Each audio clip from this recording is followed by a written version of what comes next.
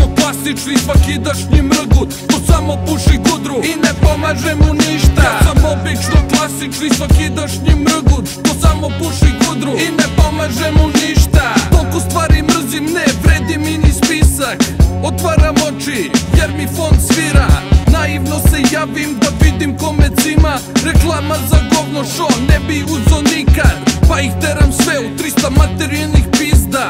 A ptice cvrkuću, sunce jako sija, rolete pune rupa poput švajcarskoga sira. U prevodu sad ću zaspim, brate, znači nikad.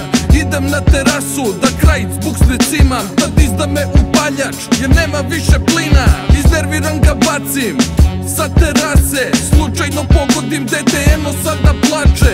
Roditelji gledaju ko je gađao upaljačem, a ja se štekam kao pravi bajser. U kupatilo ulazim da vreli tuš bacim, al bojler je riknjaja, znači ipak tuš hladni. Ja sam obično klasični svakidašnji mrgut, ko samo puši gudru i ne pomaže mu ništa. Ja sam obično klasični svakidašnji mrgut, ko samo puši gudru i ne pomaže mu ništa. Ja sam obično klasični svakidašnji mrgut, ko samo puši gudru i ne pomaže mu ništa. Ja sam obično klasični svakidašnji mrgut, ko samo puši gudru i ne pomaže mu ništa.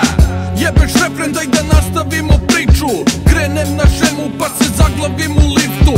Uvatim da gruvam i gruvam i gruvam. Evo ga komšija koji čeklju čuva. On pušta me napolje, ja u vuglu ga nabodem. Odmah ljubi patos, god damn. I tu sam ja krenuo da ga šutiram. Mali jako konj, jako ima 9 dina. Nije znao šta će, uzo je da plače.